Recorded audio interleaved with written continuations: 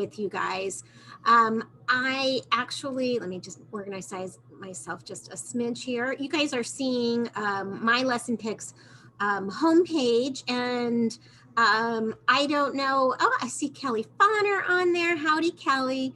And I don't know who in this group may already have access to lesson picks and who doesn't, but I am going to go ahead and post in the chat a link that will let all of you sign up for a 1-month free trial if you do not already have access to lesson picks, because I wanted to make sure that after presenting on it that you guys have a chance to get your feet wet with it, play with it, and see, you know, what it is. I think it's a lot easier, you know, when you actually have access to the tool to be able to utilize it. And so that'll give you a 30-day free trial from whenever you start that trial. So, you know, if you start it today, that's great. Tomorrow, you'll still get 30 days out of it. I'm going to go ahead and just take us over to the Lesson Picks homepage. That's my homepage there, but just in general, just to kind of give everybody sort of like the Lesson Picks basics. We are a web-based resource, so there's no installation, no CDs. The tool is all web-based. I am going to talk a little bit about one component of it in terms of our PowerPoint and Microsoft Word add-in that does have one small installation component, but it's not you can still use the entire program otherwise without that. It is $36 a year for an individual license, so it's very affordable. And then we do have group discounts. When you get to 10 users, it's a 10% discount. When you get to 25 users, it is a 15% discount. And when you get to 100 users, it is a 20% discount. So when you're at that 20% discount level, it comes out to about $28 a user per year. And so really, in terms of what we offer, you're not going to find anything that's going to be more cost effective than that. Our philosophy behind Lesson Picks is also that it should be easy to use. We don't want a big learning curve. We want it to be powerful, but also to be easy for anybody. For parents that may decide, we have a lot of subscribers that are parents because they want to be able to create resources for their children at home. And we want everybody to be able to use it without it being a challenge for them. So I'm going to take you guys through primarily these 3 tabs here today. I'm not going to by any means get into everything there is to know about Lesson Picks.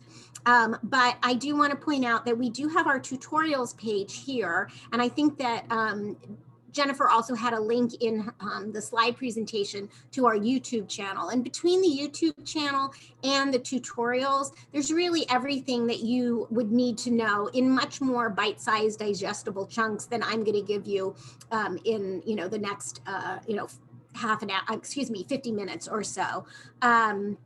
So don't worry about, like, if you're like, wait a second, I didn't quite get that. It's all there. Although feel free to, you know, say, stop, can you do that, you know, one more time if need be. And so, you know, just for you guys to know that those tutorials are there for you. I'm going to go into our clip art, and we are a clip art library. We have over 56,000 images at this point. And that is not including our Pranky Romic, Unity and Lamp Words for Life images. So excluding those, and I'll talk a little bit more about those in a little bit. Excluding those, we have over 56,000 images, and we are always adding images to the library based on projects that we're working on, things that we see a need for. And customers also are always requesting images, so you can go in and request a picture as well. I'm going to take you guys through some of these images just to sort of get an idea of what they're like. They're organized categorically in folders in alphabetical order, but you can always go to the drop-down menu and search for any image at all that you're looking for.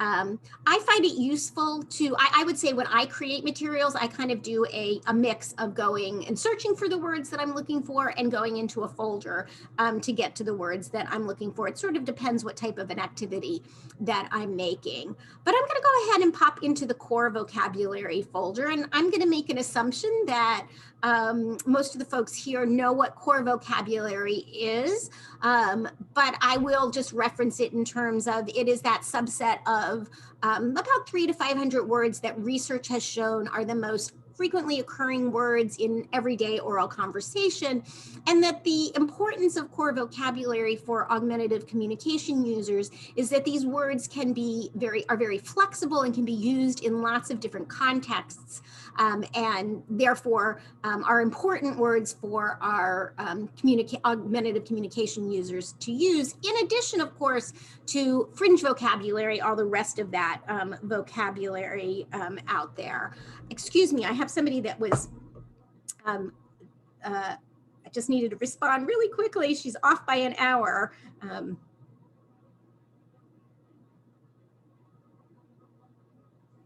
Okay. Somebody had their time. They're like, aren't we meeting at 4:30? I was like, no, we're meeting at 5:30. I'm an hour behind you guys. I mean, I'm an hour ahead of you guys out on the East Coast. So sorry about that. One of the things that you might notice as I just sort of casually scroll through these images is that there are multiple images for the same word. And that's true not just in our core vocabulary folder, but throughout all of our materials. And so sometimes it's to convey a different meaning of a word, or in the cases what you might see here, it's so that you can customize the images that you are using for the students, the clients that you are using them with. So whether that's by gender, age, skin tone, we want you to be able to have images that are reflections of the individuals that you are creating those resources for. All right, let me go ahead and kind of come out of, before I leave actually, our core vocabulary images, I definitely want to point out our high contrast core. So these are a newer addition. If you've used lesson picks in the past, we added these just this past November. And these were designed as high contrast images to support individuals with low vision, cortical visual impairment. We designed this smaller subset of core vocabulary words in conjunction with teachers of the visually impaired. They consulted with us on the way that the colors should be intensified, making sure that we were, if you'll notice, especially with, you can see it more easily with the ones with the black background rather than the ones with the transparent background, that they have a thicker outline in black followed by a thicker outline in white as well. We also reduced the complexity of these images in terms of the amount of lines so that they would be more visually perceptible. And so this is a smaller subset, and we also have some basic, not core vocabulary necessary, but some basic nouns that we also have here. But what I'm going to show you in a little bit is that you can actually take any image in our image library and make it a high contrast image. So we pre-did these for you so that they would be quick and easily accessible, but you can make any image a high contrast image. And I'll take you through that process in just a little bit.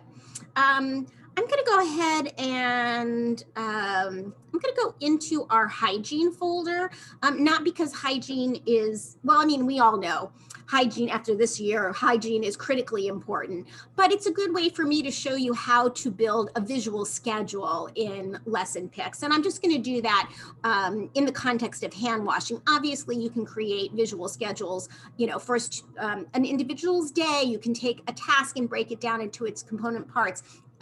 Depending on what that individual's needs are. And I'm just going to go ahead and do that with hand washing just to show you how quick and easy it is to create this type of a resource. So if I was creating a visual schedule for washing my hands, I would start with pushing up my sleeves. Then I would get some soap. I would go ahead and turn on the water. And as I am clicking, as I'm adding images to the tray, what I'm actually doing is I am, about to go past lather, I'm just clicking on this plus sign in order to get these images in the tray. And I do want to point out that all of the images have a transparent background, which is really nice for when I'm going to show you how you can combine images. So there looks like it's a white background, but they're all a transparent background. So lather up, then you are going to wash your hands under the faucet, turn off the water, get a paper towel, dry your hands, and throw that paper towel in the trash can. So once I have all of the images in my tray, I'm gonna click Create Materials. That's gonna take us to all of our material types or our templates. And we have a few hundred different templates to choose from. So obviously I'm not going to be able to go through them all for you guys today, but I will take a few minutes to show you guys some of the different templates. And for this one, I'm going to use one of our picture templates. So, excuse me, one of our picture schedule templates. So I'm going to select that and click next, and it's going to take me into our picture details. This is where I can see all of the images that I put in my tray in the order that I put them in. The text that I see is the text that was on the image in the image library, or the title of that, but I can change that. So if I wanted, you know, to push up your sleeves, try to spell that right. I could say get 1 pump of soap, turn on the water, and I'd go throughout and make adaptations to that text to meet the needs of the individual that I'm creating this for. Now, one of the things, excuse me, as I'm looking at this, I really would probably turn on the water before I get that soap. So in this case, if I want to rearrange the order of these, I can simply click on those arrows and drag it to put it in the order that I want it to be in. I'll talk about the translation tools in just a little bit, but right now I'm just going to go ahead and click next. I'm going to title this my hand washing schedule. And this is where I have a choice of about 20 something different versions of schedules that I can choose. Now, I'm a big checklist schedule person. Nothing I love better than checking something off my list, but that's probably not the most practical schedule for hand washing, because you're not going to like soap up your hands and then check something off, right? We have some really fun schedules.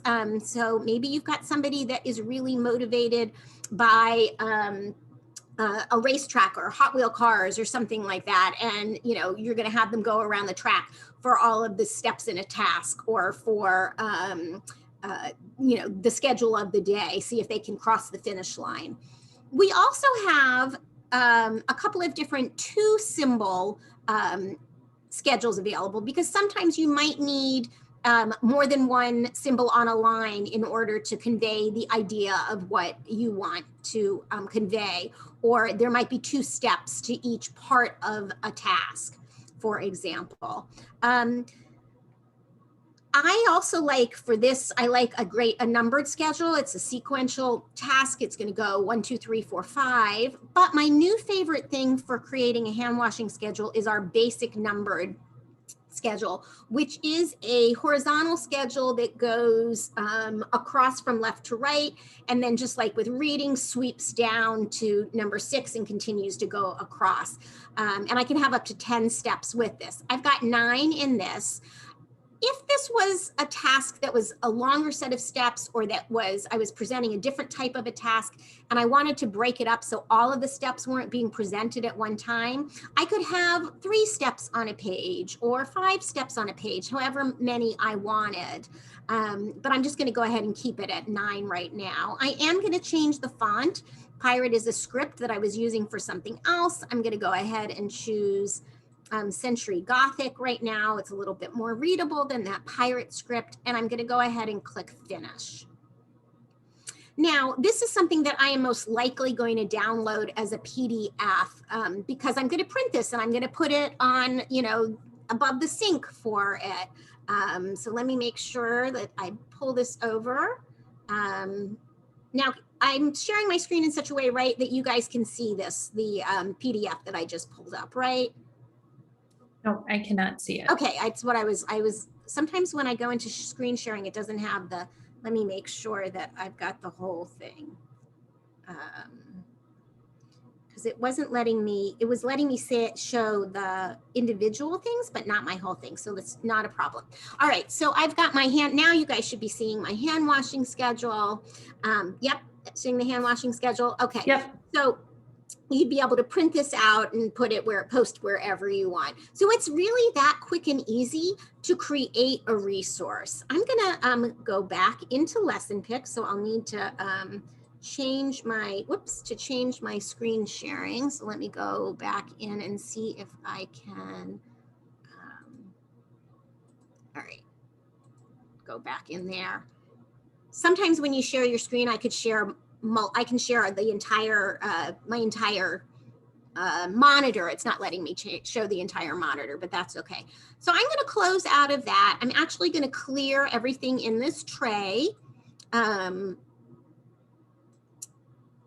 by clicking that clear tray. And I'm going to go back into our folders for just a couple minutes, just to go through a couple of other folders, just so that you guys can see the resources that we have. Now, I don't know what disciplines everybody's in, if you are OTs, speech pathologists, educators, but we do have resources that are specific to images that are specific to the work of occupational therapists, physical therapists, and speech therapists, in addition to things that are very education based. So I'll go ahead and open the letters. I'm assuming based on some of the people that I know here that you guys are in both educational settings, rehabilitation settings, across that range.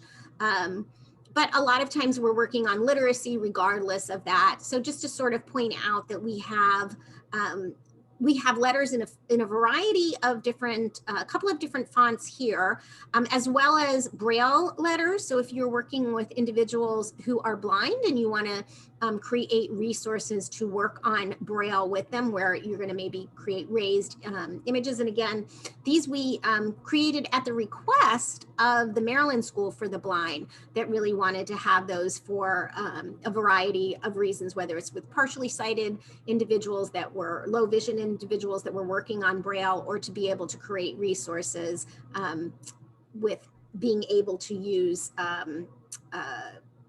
raised printing for some of these. We have our dotted letters, which are great for working on those letter formations for some of those occupational therapists or teachers out there that are working on supporting students in correctly forming their letters. We also have, as more of a visual model, our letter cards, which show the uppercase and the lowercase on that primary lined paper, which are great for providing those visual cues, lots of classroom resources.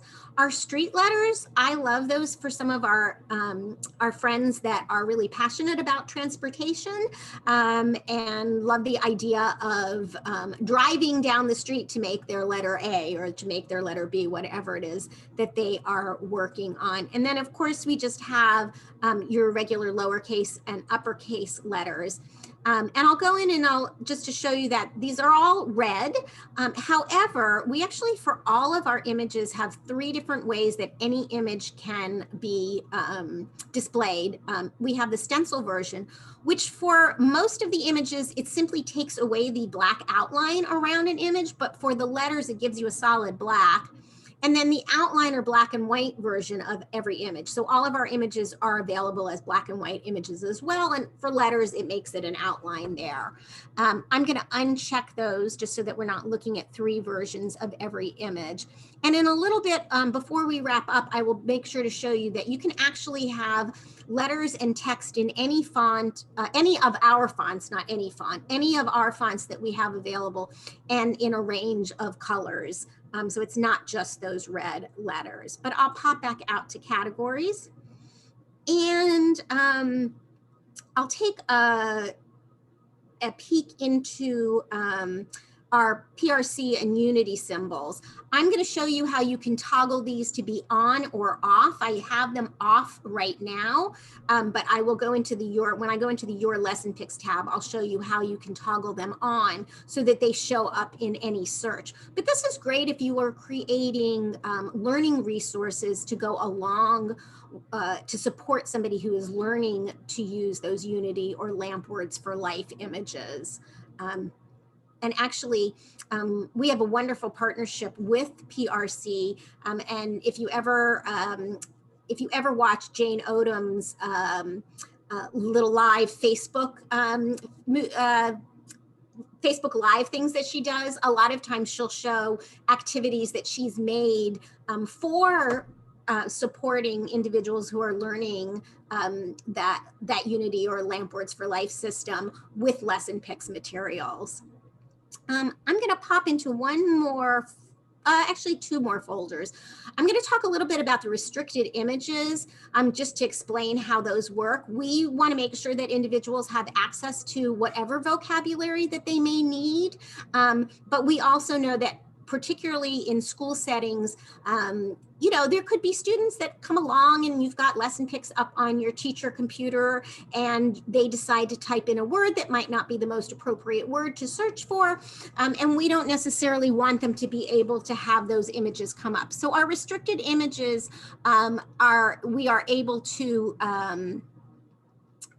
we are able to have those show all the time, only show with multiple clicks or never show at all. And so all of those very important vocabulary and images that we need to be able to have for a variety of reasons are available to individuals.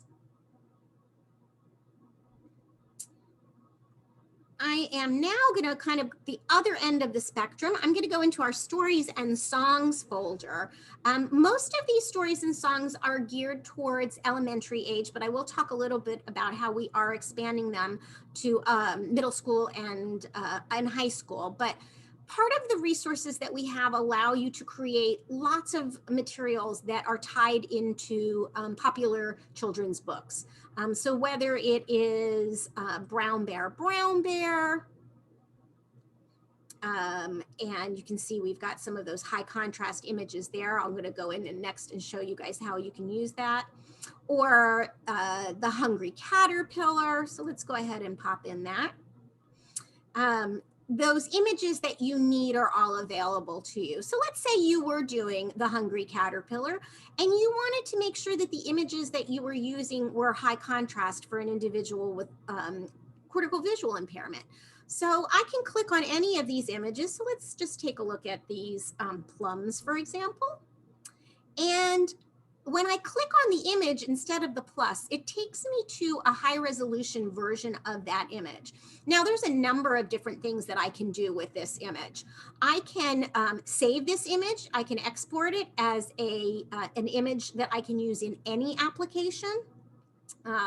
So that I don't have to just use it in Lesson Picks. I could use it in anything. I can also click on this recolor and customize, and I can do a few different things here.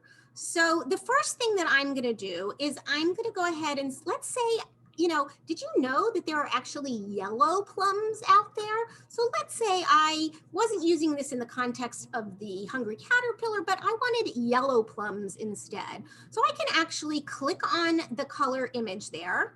I can then, it should give me, let's go in here. It should be giving me the images, the color there. So let's try that. And if I wanted that to be like a yellow plum instead, I can, and let's cross our fingers that I'm doing this all, there we go. So now I've got my yellow plums instead, right? So I can simply change the color of anything, skin tone, the shirt that somebody is wearing in an image, any of those things I can do. I'm going to undo that for me real quickly.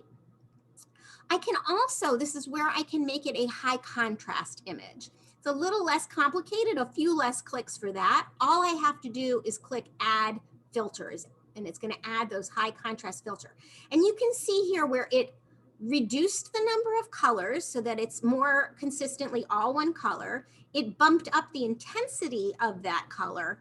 and it gave it that thick black outline, and a little harder to see, it gave it that thicker white outline. Now, if the individual that I was making this resource for also needed a background color, I can do that as well. And it doesn't have to just be black, which is what you see in our high contrast core images.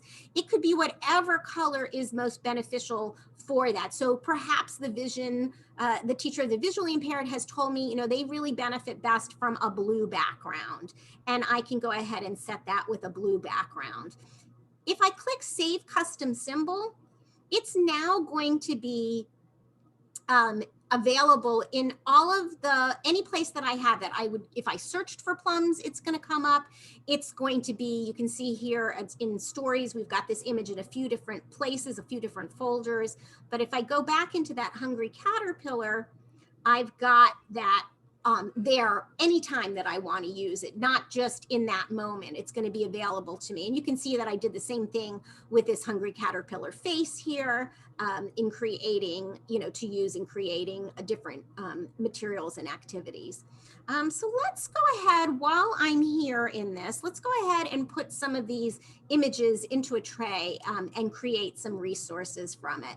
So if you guys are familiar with the story at all, there's a little caterpillar and he hatches out of an egg, starts actually with the egg on the leaf, and he hatches out and he eats his way through a leaf and an apple and 2 pears and 3 plums and 4 strawberries and 5 oranges. And then he manages to eat a cupcake and some cake and some pie, and I'm not getting this in the right order, some sausages and some salami and some watermelon and Swiss cheese and pickles and a lollipop.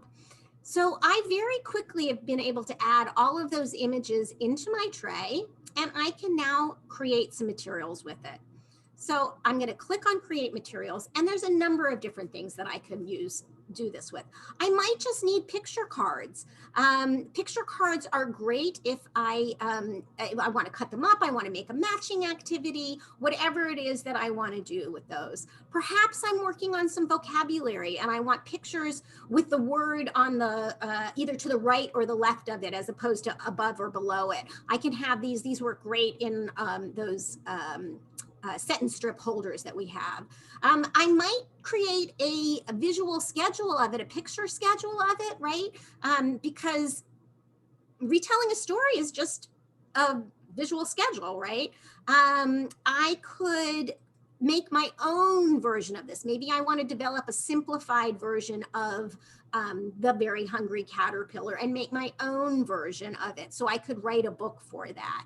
I can as you can see, we've got lots of other things in here. We're going to come back to the communication devices with this in just a minute. I can make coloring sheets. I could make playing cards. I could make a game out of this. And actually, let's go ahead and do that. Let's make a bingo game with this. All right, so I have all of the images here. I could make any changes that I wanted, like if I wanted it to say 4 strawberries instead of just strawberries, and 3 plums and 2 pears and 1 red apple. I could go ahead and make any changes in there that I wanted to. This is also where I can, I like to use this modify list. I personally like to present text most of the time to students as lowercase, because most of the time when they're seeing this text, it's going to be in the context of a sentence, right? When they read a little caterpillar lay on a leaf, it's not going to be a capital L leaf. It's going to be a lowercase leaf. So being able to quickly and easily change everything to lowercase or uppercase or title case can be very helpful in time saving. This is also where I can translate. So maybe I'm making a version of the Hungry Caterpillar activity, and I want to send it home to a family that speaks Spanish or Amharic, or whatever language is the language that they use at home. And so I can then create that resource and translate it into that language so that they can practice the language that they need in the language that they use with their family. but I'm going to leave it English for right now. I'm going to click next, and now I'm going to title this. So this is going to be my Hungry Caterpillar Bingo. And I have some choices here. So a traditional bingo game is 5 by 5 with a free spot, but I might be doing this activity with younger students, most likely. I certainly wouldn't do a Hungry Caterpillar activity with older students. It wouldn't be age respectful. So I might want it to be a little bit, take a little bit less time, have it a little faster to get a bingo. So maybe I'll do 4 by 4 squares, or I could even choose the 3 by 3 squares. It allows me to change the background color. So I don't know, maybe green. And decide how many cards. You know, if I have 10 students in a classroom, I can have 10 bingo cards for them, and they'll all be different so that nobody's getting the same bingo at the same time. Right now, I'm just going to do it with 2 cards. I'm going to leave the font as Century Gothic and go ahead and generate this. Now, before I talk to you guys about downloading it, let's talk a little bit about this blue share button. So by default, everything that you make in Lesson Picks is private, and nobody but you is going to see it. However, we have quite literally thousands of resources in our sharing center that Lesson Picks subscribers, along with the Lesson Picks staff, have created. So let me go ahead and share this so that somebody else doesn't have to reinvent the wheel and make a Hungry Caterpillar bingo game. So if I want to share it, I do need to change the visibility from the default private to public. And then I'm going to choose a category. It could be vocabulary, it might be alphabet and reading, just sort of depends on what you decide. I'll go ahead and put it with alphabet and reading. It automatically tags this with all of the text that is in there, but I could add an additional text, an additional tag if I wanted to. And then I do have to give it a quick description. So bingo cards to complement reading the very hungry caterpillar. Okay, so I would go ahead and save those changes. And now I'm ready to download these. Now, if I am doing this in a classroom and I'm printing these out, I'm going to download it as a PDF. It's going to come up. Let me go ahead and share that with you so that you guys can see it. So I've got my PDF right here with my 2 bingo cards that are both different, right? They're both not the same, they're both different, and all of my bingo draw cards that I'm going to use, cut up and draw out of a bag or a bowl or a hat or whatever it is that I'm going to use. I'd give my students some bingo daubers or something that they're going to use to mark their bingo cards, and they would be ready to go to play bingo. However, and let me go ahead and switch this back so that you can see this. However, if I am doing this in a virtual learning situation, or I simply want to display it on an interactive whiteboard, or maybe I'm, we're still in lockdown in some places, and maybe I want to share this as a game, just at home over Zoom like we are doing right now. I am now going to then use these other download formats, which gives me 3 different ways that I can download this in PowerPoint. I'm going to choose PowerPoint Movable for this.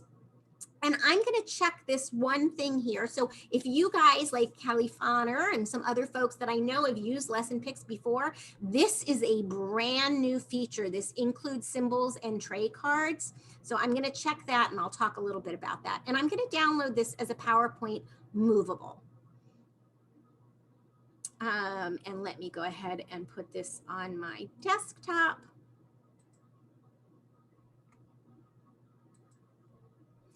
And I'm going to need to share my screen with you with PowerPoint. So let me switch that over.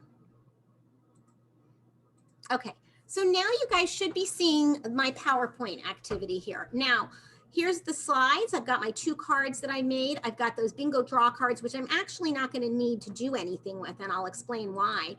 And I also have all of these images. These images are actually movable images where I can have selectable text. So if I wanted to change that to 2 pairs, I could go in there and do that.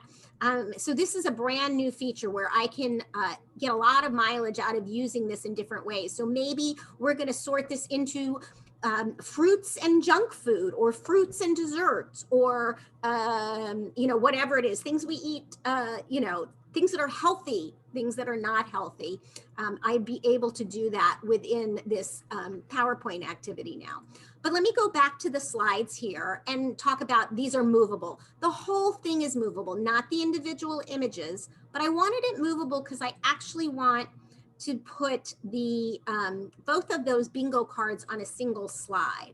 So I've just copy and pasted those so that they're on one slide. I don't need any design ideas. Thank you so much, PowerPoint. It likes to suggest that. And now I'm going to go ahead and show you our Lesson Picks PowerPoint add-in. So once it is set up, I'm simply going to go into the Home tab, and it's actually going to allow me to log into Lesson Picks right from inside PowerPoint. I have my whole tray there. I can actually click on any of these images in the tray and it'll pop that image out. Now it's going to pop it out without the text, right? Stop suggesting ideas. So that's kind of the difference between what I have here, where it's giving it to me with the text, and what I have here, where it's without that text. I can also search. So like if I need, let's say I was creating something and I wanted another image there, I could search for anything and put it there. But what I'm actually going to use, and I'm actually going to slide this over so I have that out of the way and it's a little bigger, but I'm actually going to use this red X. So this just gives me some basic images and symbols that I can use in a lot of different ways. But I like using that as my bingo marker, and I'm just going to make a bunch of copies of that. Okay, and I'd need more, obviously, if I was really playing this. And I'm going to go on over to my Play tab. Under my Play tab, I've got 4 tools: a spinner, a dice, draw cards, and a timer. And I'm going to show you the draw cards with this. The draw cards automatically draw from the tray. And I'm going to click Create Game. And now I have an interactive game that I can play with my students, with my clients. This is obviously very early childhood oriented, but I could have pulled things from our cooking folder and had it be really appropriate for older students, or even individuals in a skilled nursing facility where we're going to be playing some bingo games, to be able to work on some of that vocabulary with them. So now I've got this all ready to go and we'd be able to play.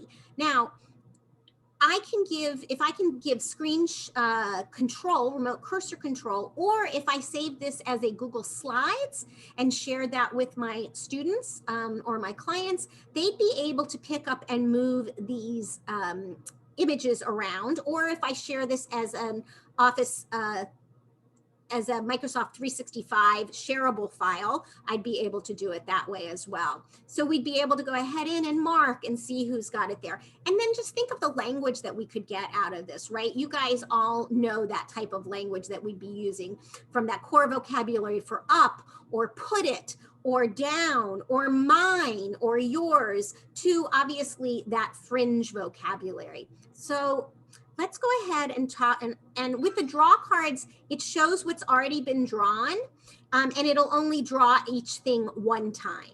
All right, I'm gonna go back into Lesson Picks, and let's do one more thing with this vocabulary that I have here. So once I have vocabulary in my tray, I can do a lot with it. I can go right ahead and create more materials with it, which we're gonna do.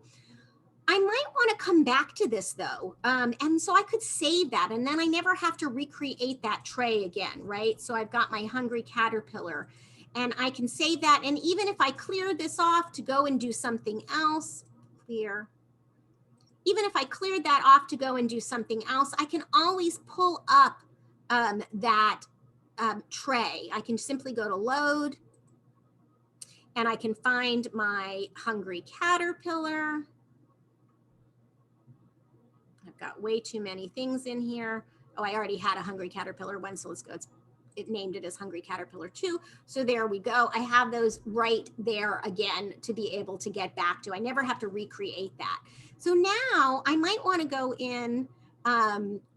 Yay, Kelly just said, boom, thanks, Beth. Lesson pics added into my PowerPoint. Woohoo! I didn't know you didn't know that one, girl. All right, so now I might want to make a communication board. So let's go down to our communication devices. We have our low-tech communication boards, which I'm going to talk about in just a moment. But we also have templates for all of those mid-tech devices that are out there, the AbleNet, all the different adaptivation devices. So all those things that you might want paper overlays for, the AMDI Tech Talk, all of the Go Talk overlays. And we have low-tech eye gaze frames. We've got 3 different layouts available for those eye gaze frames. So if you want more advanced, where they're going to be doing more of a partner-assisted eye gaze scanning type of an activity, or with up to 8 images around. But let's go back to that communication board. I'm going to click next. I've got all of my images here. I'm not going to worry about that. I'm going to click next again. And now I need to decide, am I creating a core board, which would be these that are highlighted in green here? Or what I'm going to do is I'm going to create a fringe board, because and I'll show you in our lesson pics in our sharing center, we've got lots of core boards that are already created. So I'm going to name this my Hungry Caterpillar Fringe, and I've selected it as fringe. I do need to make sure, let's say my core board that I know I have, like I've got one here right in front of me that is already printed, and it has 10 columns across. I need to make sure that my fringe and my core are matched, right? That they both have the same number of columns. So I'll leave it at that. And I think 2 rows will probably be fine. If I wanted a 3rd row, I might add it in there, but so I can adjust that. I'm going to have the title at the top, what page size and what page size, excuse me, am I going to have this? I might want to make sure, do I want this to have some, if I know looking at my core board, it already has some narrow spacing in there. And it's got like a thin border around it, because I want it to be as matched as possible.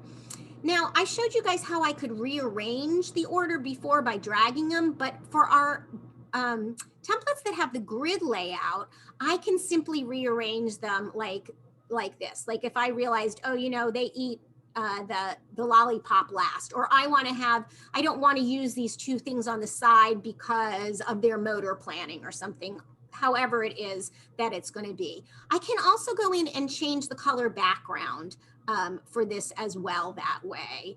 So if I was doing any kind of a Fitzgerald key for any of my any kind of color coding for any of my things in the grid layout, it's very easy to do that. I can do that in that other list detail as well, but this becomes really simple to be able to do it that way.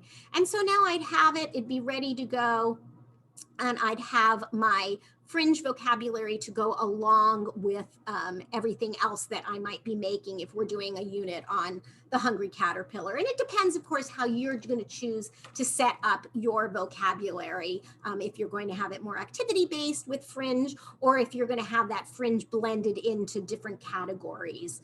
So lots of different ways that you might utilize that. All right, I'm going to close out of that. I only have a few minutes left, and I want to make sure that I share some additional features of lesson pics with you guys. I want to make sure I show you the sharing center. So in the sharing center, things come up by recency. So there's that Hungry Caterpillar bingo, and you can see all the other things that people have been creating even just today and yesterday, right? I'm going to point out one thing here. In this, I can search by any keyword. So one thing I just wanted to point out, I don't know if any of you guys are using Readtopia in your, as part of your curriculum, but we have also, in addition to working with PRC, we've been working with Dawn Johnston with the help of Kelly Fauner with some of the stuff that she's given us a lot of great advice on that. And if I searched for things for Retopia, I'm going to find free, so these are all free fringe vocabulary boards that go along with a core vocabulary board that anybody can download to use.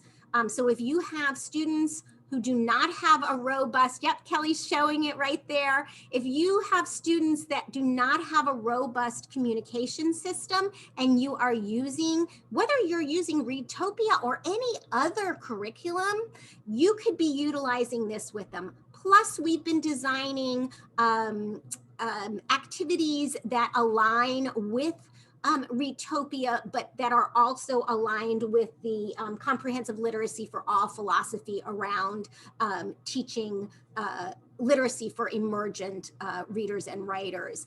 So just to sort of put that in there, we have a number of things. I've just been working on some stuff for Swiss Family Robinson, for example. All right.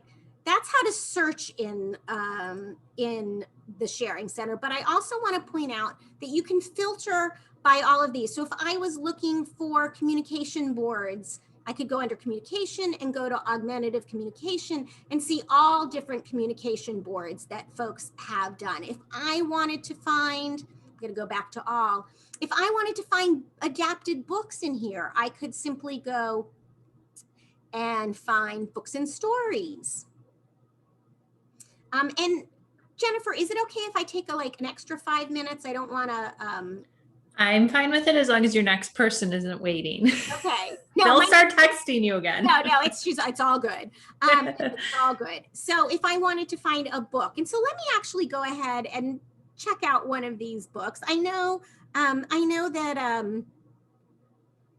Oh, let's look at this one, the in book. I am, this is from Lesson Picks Peggy. I have no idea who Lesson Picks Peggy is, and I haven't looked at this. So it could be an absolute, well, actually, let's go with this one because I know what it is. Let's go with something that I know. So here's a book on Faith Reingold. It was something I made. It was for Black History Month, but it was also great for Women's History Month, which we're still in right now because Faith Reingold is a woman artist and author.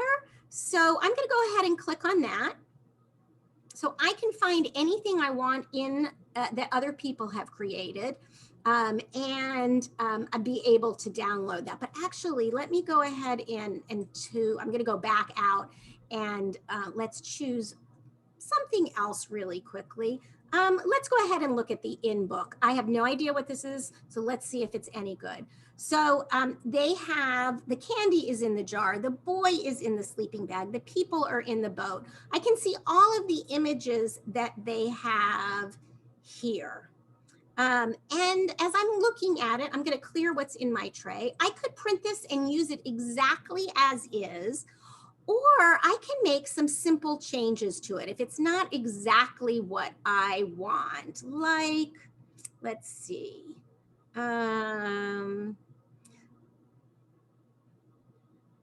Maybe like I just want a little, like we have the boy is in the sleeping bag and this boy is in the bed, but maybe I don't like that picture. I might want to make a quick change to it. I don't have to completely recreate the wheel. So I can go ahead and click load all, and it is going to take all of those images and put them in my tray. I can get rid of like the one thing that I didn't want. So maybe I don't want the boy is in the bed and maybe I'm going to replace it with something else, or maybe I'm just going to leave it as is. I'm going to now click on create materials. I'm going to go to books and stories.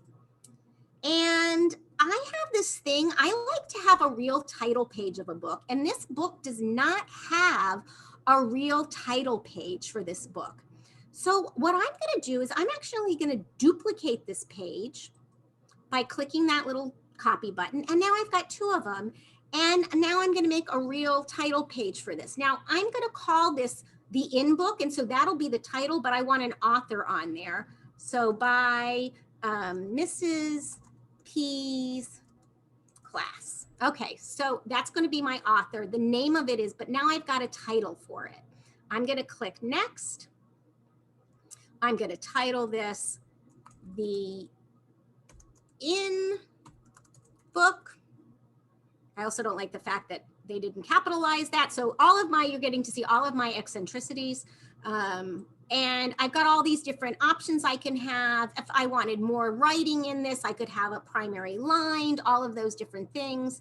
I can have this whole page, quarter page, or half page. I'll keep it whole page. I'm going to click finish. And now I'm going to go ahead just so that we can see what it looks like if I chose to have this be a PowerPoint fixed. And again, I could click include the symbols and tray in the card, but I'm not going to right now. And we're going to do this PowerPoint fixed. And it's going to come up as a PowerPoint, which again, if I am using Google Slides, it's very easy for me to upload any of these PowerPoints into Google Slides instead. If I was on a Chromebook, and then it's got to open up in Google Slides, it would open up as a PPTX file in Google Slides. So now I have my in-book, which we can work on. And so we could actually even think about this. We could have, I could put a text box over this. I could. Do you want to share your PowerPoint screen? Oh, thank you. I'm so sorry. See, I knew I would forget that. Let's reshare that. There's the PowerPoint. So it's come up. Now the difference here is it's fixed, right? Before whoops, I didn't mean to do that. That was interesting. I didn't know I could do that. I just learned something new. Look at that. I didn't know I could do that. Huh. When I dragged it over, it became an image there that I could use. Isn't that, well, you guys, I just learned something completely new. But this is fixed, like I can't move this around. I can, of course, go into, I could go into PowerPoint and be able to pull up. With this, I don't really need to pull up a tool, but I certainly could. We could add a text box here so that they could type in the word in. I could have it be, I could go in, let's just this really quickly, and I still have 5 minutes to get to the other thing that I wanted to do. I could go in here. So think if I had made this book a little bit differently and it was my in and my on book and we had in pictures and on pictures, I could go back into, I'm working this through in my head. This is what happens when I do things on the spur of the moment. All right, I'm gonna toggle back into lesson picks for a minute, right? All right, I'm gonna clear what's in my tray. And I'm gonna show you guys something really quickly. I'm gonna go to your lesson picks and I can actually add text as symbols. And I want the word in, and I want the word on, and that's all. Maybe we're just working on in and on. And I'm gonna go ahead and click add words. They're gonna pop into my tray. They're right there. They're gonna pop into my tray. I'm gonna go back.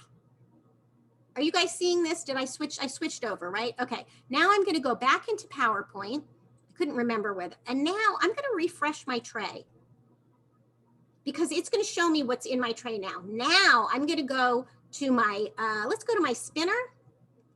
I'm trying to think this one through. Okay, I'm just gonna leave it in my tray. We're not gonna use the spinner for this. And we could talk about, is the boy in the sleeping bag or is the boy on the sleeping bag? That actually could be argued either way. To be perfectly honest, I could put that in and then we'd be able to do a writing activity together. So just to think about some different ways that you can do now some adapted writing. All the student would need to do would be able to click on that to put it there. I could have also put both of the words on the side there, and they'd be able to utilize that within Google Slides or whatever. All right, I'm gonna close that up. I'm gonna go back into lesson picks and show you guys 3 more things really quickly. The first thing that I wanna show you, I'm in the Your Lesson Picks tab, and the first thing that I wanna show you are the play tools. So those same play tools that we have in PowerPoint, and can you guys see the play tools that just came up? Because it's a different window now. All right, so let me make sure it's right there. So the play tools will come up as a separate window. It is not a pop-up, so you don't have to worry about pop-up being blocked. It's not a pop-up, it's a window. And I can actually access anything that is in my tray the same way that I did before with those as either a spinner. Now it's just going to have that in and on, right? Now and be able to have that, so I could do that as dice as well. And depending how, now I can also have my dice have numbers or dots, and I can have my spinner have numbers on it. So if I wanted, oh, and actually let me go back in and do the dice as multiple. So think about how now this could become, create game, how this could become a math activity where they're doing some adding. I can't really show it to you right now because I wanted to pull up Jamboard, but I can't show you guys in the way the screen sharing is set up here because I can't share my whole monitor with you. I can only share the window. But if I had Jamboard up, I'd actually be able to drag these dots over into Jamboard, and we'd be able to move anything that's on these dice or in the spinner over into Jamboard lesson picks. So I can have access to these resources that way. All right, I am going to close that and and go back into lesson picks and show you guys two more things with the 2 more minutes that I have left of time. So in addition to all of the symbols that we already have in lesson picks, and I showed you guys how to add text as symbols, there's 2 more ways that you can add symbols to your lesson picks. One is by using the symbol builder. So the symbol builder tool allows you to combine existing lesson picks images into one new image. So if I wanted like a picture of a girl. Beth, we still can't see your screen. Because I didn't click share. So sorry about that. Let me go back. Symbol builder. Sorry about that. So here's my symbol builder tool. It allows me to combine existing images, right? So I could have a picture of a girl. Let's just search for a girl.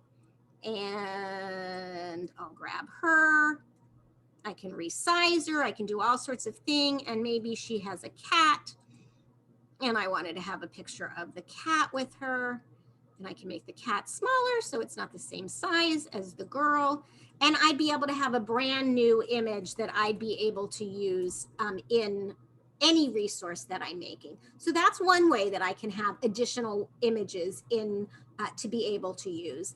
I'm going to go back into your lesson picks. The last way that I can add an image is I can actually manually upload a photo. Now I can choose a file from my computer and upload it. I can go onto my phone and go to lessonpicks.com. It resizes beautifully for a mobile device, and I could get images from my photos in my phone. Or you guys are all going to get another email that you'll never check. Everybody gets a lesson picks email. You will never check it. I don't know how to tell you to how to check it. But if you gave that email, so maybe you needed images from the family or from the classroom teacher or whatever it is, and they sent you, if they then use that email and sent you images, those images would automatically pop up here, just like this image of Bill Binko, who is the owner of Lesson Picks. And he sent that to me. So he knew I was going to have this in here. And now I've been showing it to everybody. So it just magically shows up, and then you can utilize that. I can even recolor and customize that and make that a high contrast version of Bill if I wanted to. But I won't take the time to do that right now. So I think I've run through pretty much everything at breakneck speed. I think you could talk all day. I don't think you even touched the surface, Beth, right. of There's everything. So many other things that are a part of this. But I just wanted to leave you guys with enough so that you, with your, and I'll just re-put that in, because I think a couple people might have popped in a little bit after we started. But I do have, for anybody here, I have a 1-month free trial. So if you click on that link, it'll prompt you through to sign up for Lesson Picks for a 1-month free trial. It should not It should not ask you for a credit card. If it does, it just means that I didn't make enough. I think I made enough for everybody that's on here. But if not, don't worry. Just reach out to me, Beth@lessonpicks.com, and I will make sure that you guys get your free 1 month trial with Lesson Picks. Do you guys have any questions for me?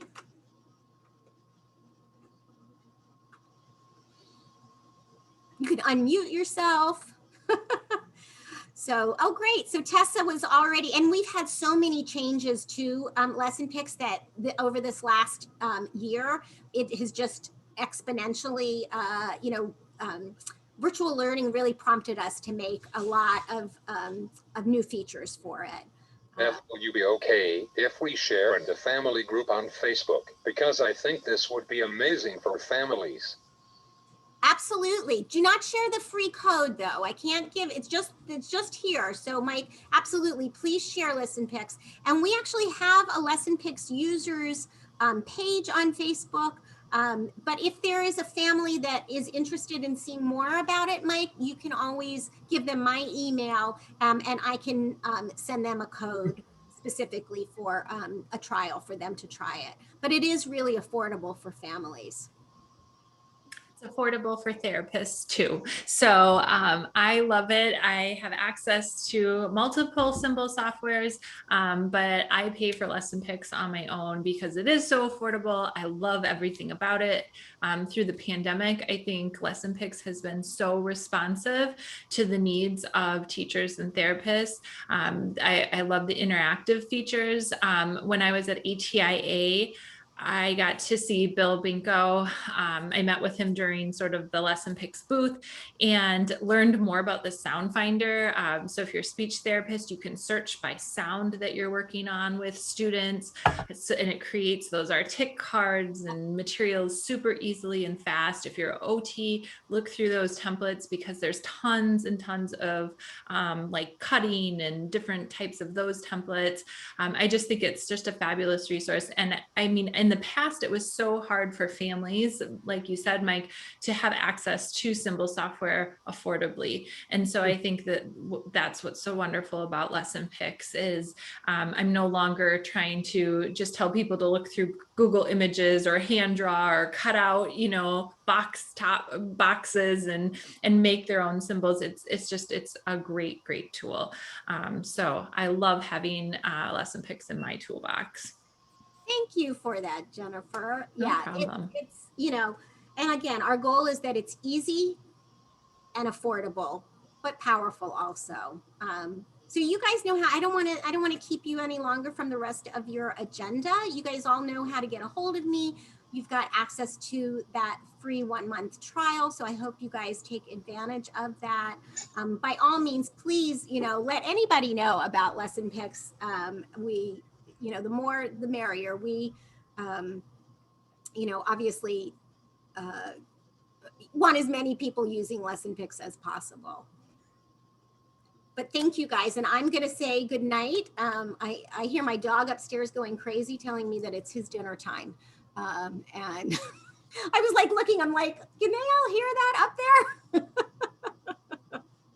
I could not. And my children are currently being quiet for the time being too. So, dogs, kids, it's all the same. That's something. Yeah, exactly. All right. Well, thank you guys so much. You guys have a wonderful rest of your afternoon and evening. And feel free to reach out with anything at all that you need. Thank you so much, everybody. Bye-bye. Okay, how awesome was that? I really do use Lesson Picks a ton. I really like it.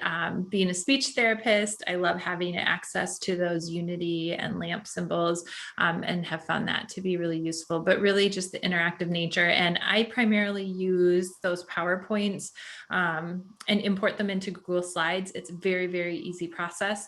And it's just so nice for being interactive with students. They have tons of game boards, kind of like the Chutes and Ladders. They have like a pirate game board. So if you're looking just for that engagement piece of universal design for learning, it's a really great way to engage learners.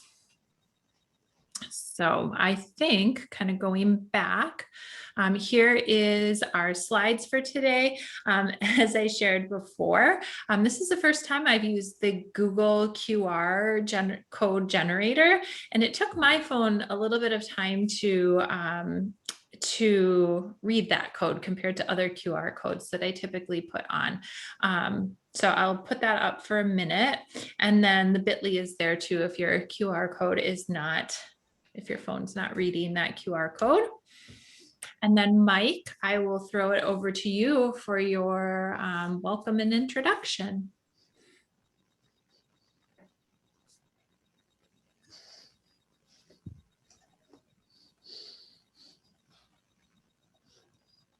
Hi, and thanks for coming to the quarterly WATRN meeting.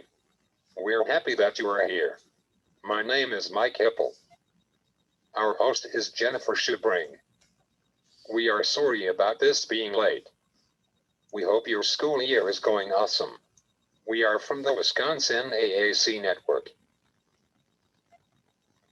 WATRN came out of our school committee. Our website offers excellent tools and good information to share back at your school with AAC communicators and their families, or just with anyone and everyone. Today we're going to be talking all about accessibility educational materials. Today we were lucky to have our amazing friend Beth Poss from Lesson Picks. If you haven't heard Beth speak, you're going to love this person, and her company is amazing. We hope you enjoyed her. We have a lot of things to learn today. I will quit talking so we can get started soon. We love to hear how you are doing. Email me or Jennifer with questions or ideas. This is our website. Wisconsin AAC Network is all volunteers, so join and help out or donate to help cover the costs of our website.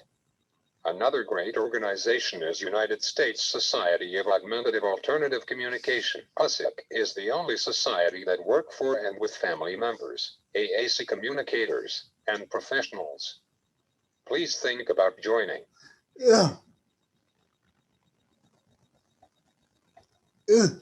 We always have this slide in all of our PowerPoints. I am a USAC member. I think Kelly is a USAC member. Mike is, and it's just a great organization. They actually have a couple webinars that are coming up. I have them on my calendar. Just signed up for them in the next few weeks. Maybe while we're talking, I'll see if I can find that information. Oh, here's one: ethics and AAC, which I thought was a really interesting topic. And then there was another one coming up too. So that one is Wednesday, the 24th. So next Wednesday. And then Isaac was doing one too. And I don't know if that was the USAC one or the Isaac one. I'll have to look. But the ethics and the AAC I thought was really interesting topic to go over. Mike, do you usually listen to those? Yeah. Okay. So as I said before, we are going to, for our spring topic in late April, we'll have Boardmaker. So we're trying to pick some different picture symbol softwares to come in as our vendor for each meeting for this school year. And Lesson Picks was our first. Erica, who is one of the big reps at Boardmaker and is actually from Green Bay. She lives in the Chicago area now, but she's from Green Bay. I'm not even going to try to say her last name because I will totally butcher it. But she said she had something really great up her sleeve. So I think that should be interesting, but she hasn't committed to a date yet. So as soon as I hear back from her, I will let all of you guys know. And then our topic for the spring meeting is supporting students with significant disabilities. And Sharon Redman, who is also a leader but lives out in Washington State now, had offered to to possibly lead a case study. She has been using the complex or the comprehensive literacy for all curriculum with her whole class this year. She's back in a teaching role. And if it works with her schedule, we're going to have her present that case study. Otherwise, if you have something that you're interested in, a student or classroom or something that you would like help with, please email me and we can get that sort of for that case study as well. So I think that's really exciting and will be a great topic. Our mission is to provide a platform where AT and AAC specialists around the state of Wisconsin are able to meet in regional groups to provide each other support, share knowledge, raise awareness around current issues facing school-based AT and AAC professionals. And so hopefully we'll be able to get back to those regional meetings. We will continue to have a virtual meeting that's offered. You could attend both. You can attend one or the other once we're back to in-person meetings. And then our vision is to foster a grassroots effort to fill the gap that was left behind by the defunding of the Wisconsin Assistive Technology Initiative, or WATI, and to bring Wisconsin back to a place where AT and AAC professionals are created, developed, and supported in order to provide a high quality of AT or AAC services. I think we're doing a great job of that. We've come a long way in the last few years. Our objectives today, we're going to talk about accessible educational materials.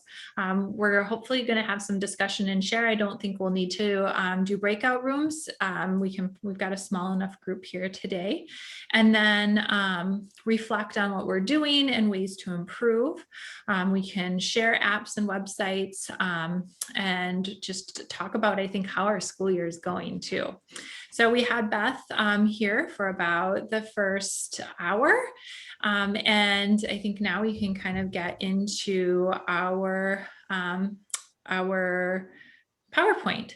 So I was putting this together, and this is something that I've been hearing more and more frequently about in the last year is this idea of, or this acronym of POUR, which stands for perceivable, operable, understandable, and robust. So when we're talking about creating materials, educational materials that are accessible for everyone, we want to keep all of these areas in mind. So I'm just going to play the this video that is off of the AIM Center's website, and it is Luis Perez.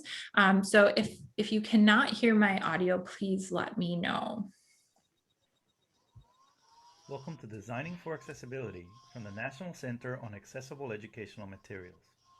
Many of the authoring tools available to educators now include options for adding accessibility into the content creation workflow. And standards such as the Web Content Accessibility Guidelines provide guidance for how to do so. However, these guidelines often include technical language that can be confusing to even veteran developers. Fortunately, a set of simpler principles, as captured by the acronym POUR, provide a better starting point. POUR stands for perceivable, operable, understandable, and robust, 4 qualities that define an accessible user experience. Perceivable content is presented in a way that it can be accessed with more than one sense. This accounts for both the needs of people with disabilities and those who are accessing the content in less than optimal environmental conditions.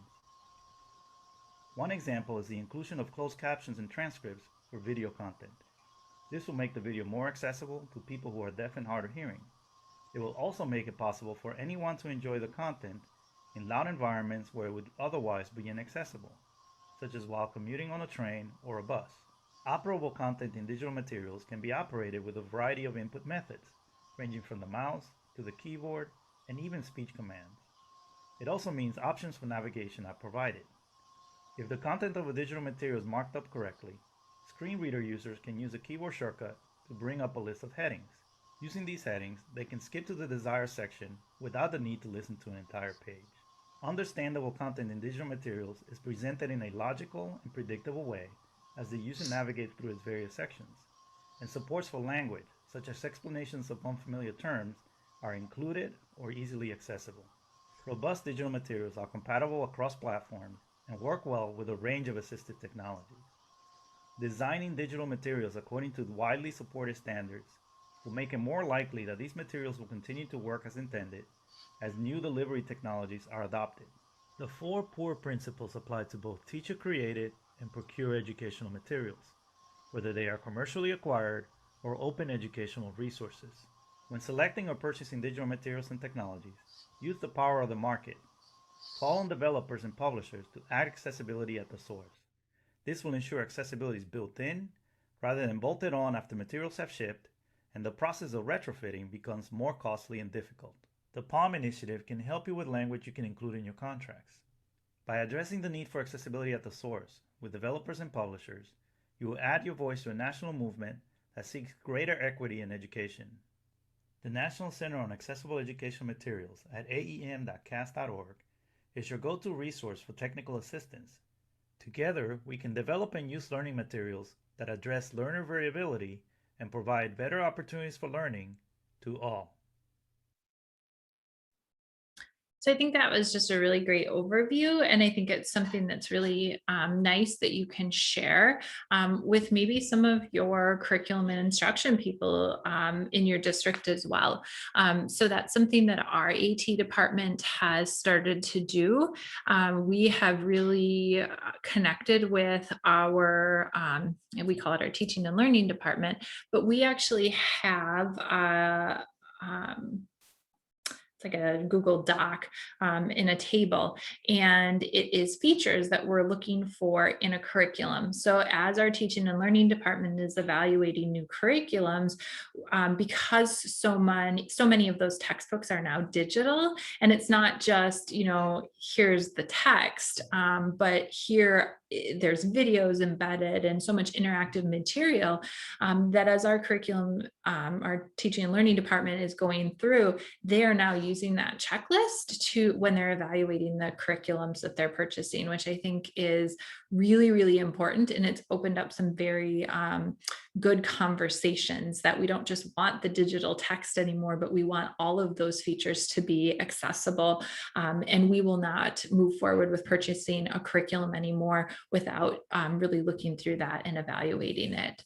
Has anyone else done anything like that with the curriculums that you're using in your districts?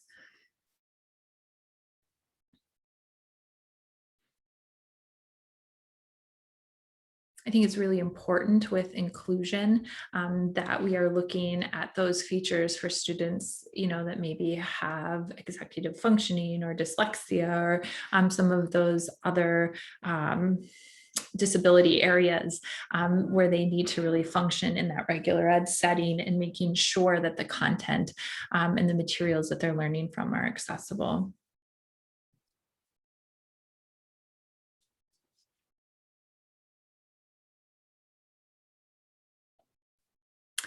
Okay. Just had to let Cassie in. Welcome to Designing for Accessibility from the National Center on Accessible. There we go. So the CAST website, and I know Kelly put the AIM website, the National Center for Accessible Educational Materials, in the chat as well. But there are the links as well in the PowerPoint. And I want to kind of highlight for the rest of the meeting some of the work that has gone into the Assistive Technology Forward project. So some people know about it, some people still are not that familiar with it. But many of us in WATRN have been helping to organize the AT Forward project. And part of that is the community of practice meetings. And they're held always on Tuesdays from 4 to 5:30. If you sign up for the AT Forward project and the community of practice, you do receive a free membership to ATIA, which includes some free webinars.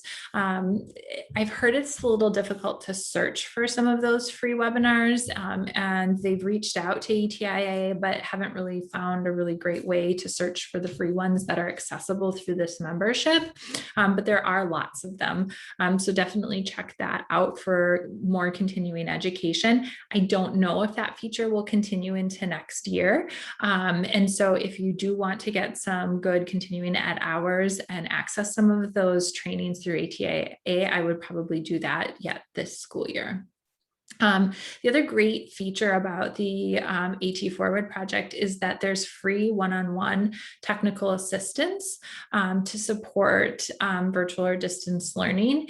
And I know that we have had a few people, it's sort of been an underutilized feature. And we've also talked about possibly bringing that over into the project next year because it will continue into a second year.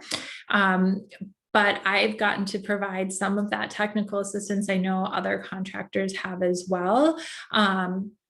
And it's been really nice to connect and just sort of start people down a path or get them going in the right direction. So it's not, at least this year, not ongoing support, but just sort of try to answer your immediate questions and needs and get you started and point you in the direction of some other resources. And that's open to families. It's open to teachers. It's open to administrators. It's really open to anybody who needs that assistance. And then there are emails that go out in that, weekly emails that go out to the community of practice list. So the link to sign up and learn more about the AT Forward project is on that page. And I would really highly encourage you to utilize it. So all the resources in the AT Forward project community of practice meetings are put into Wakelets. And I included the link to the Wakelets. And it's just a really nice way to kind of get all of those links that are shared out in the meetings and collect them in one nice place. Mike, did you have a question?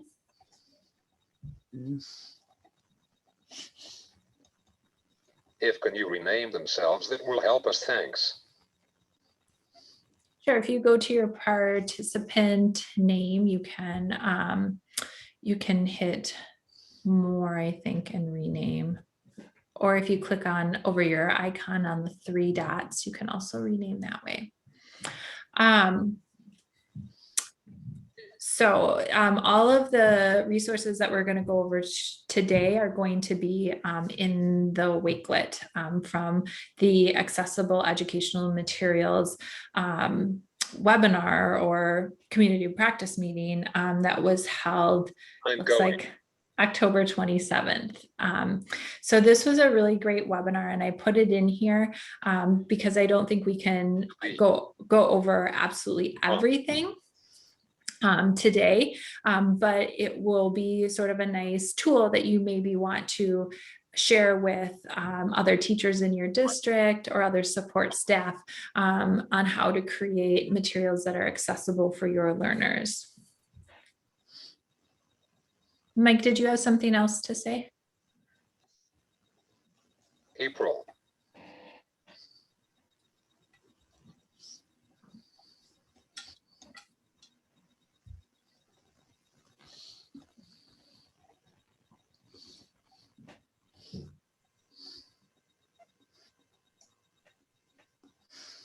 Seventh. I'm going to be on the one on April 7th. Yep, and I have a slide on that towards the end. So we're going to talk about some of those future AT Forward Community of Practice meetings. So this AT Forward Community of Practice meeting was led by Amy Snow, who works for the Center for Blind and Visually Impaired in Wisconsin, and then Anna Cliff, who is a part of WATRN but couldn't make it tonight. And she is an OT and AT specialist in the Madison School District. And then Laura Plummer, who runs our state AT Act. And they talked a lot about accessible learning materials. So the nice part is is they post all of these AT Forward recordings on a YouTube channel.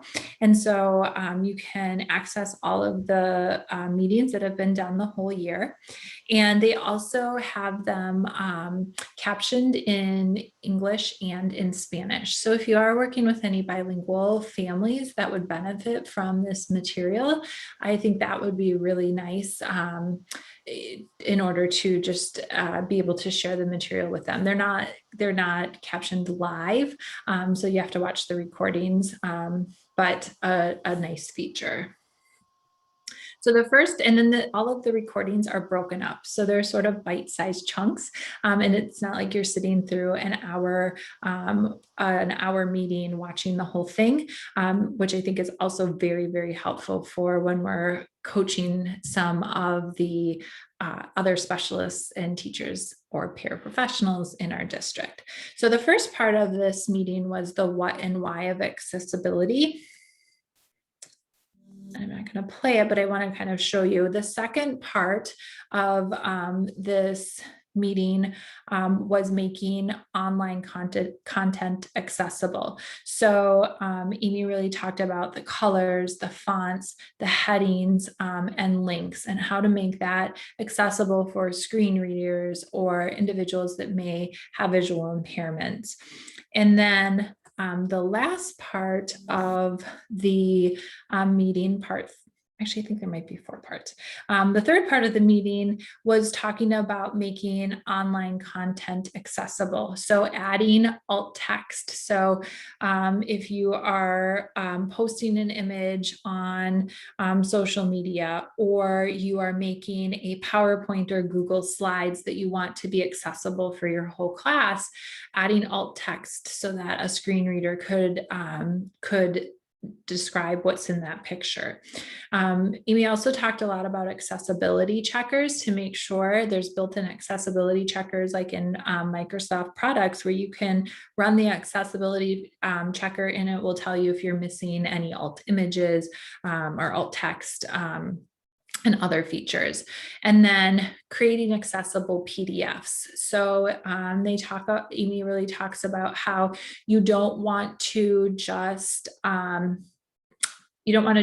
scan in a document and it can't be read by a screen reader, because essentially that is just like a picture. So in order to truly create accessible PDFs, you want to make sure that you're saving as the PDF in like Google Docs or in Microsoft Word, so that that PDF is actually truly accessible and can be read by screen readers. And those are really simple things that I think our teachers and just in general, our workforce can really make sure that we're making some of those simple changes. And maybe it's not even the student that the teacher is thinking about, but maybe it's the parent who's at home that's supporting that student that maybe needs some of those features and needs that to be accessible. So my children are home and doing virtual learning, and I'm supporting them along with doing my other jobs. But we don't know what that home environment really looks like. Maybe it's grandma and grandpa that are need that magnification in order to help their grandchild. So we really want to make sure that we're making all of our educational materials accessible. Something that I had not really talked about, going back to the previous slide, was the use of headings and how important, not just bolding and centering text on a pages, but truly using the headings in order to make that more accessible to a lot of different individuals, from an organizational standpoint, for somebody who really struggles with maybe some executive functioning issues, to somebody who does need that screen reader. That's a really important piece. So I've been trying to, in my Google Docs, really make sure that I'm making use of those headings. And that also sort of creates like a table of contents for individuals too, which is really helpful. But if our teachers don't know about these things, they may not be creating their educational materials in this way.